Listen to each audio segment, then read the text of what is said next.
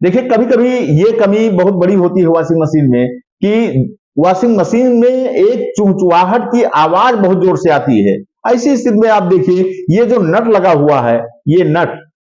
नट हमारा ढीला हो जाता है, और नट ढीला होने की वजह से ये जो शाफ्ट लगा हुआ है, ये इस शाफ्ट पे ये केवल नचता है, मोटर इसको नचाता नहीं है, ये केवल मोटर नचता है और ये एक जगह पे स्थिर रहता है और बाकी इसके अंदर शाफ्ट की ओर घूमता है, इसलिए चुहचुहाहट की आवाज आती है। तो आप इसको जो है इस नट को टाइट करके ठीक कर सकते हैं।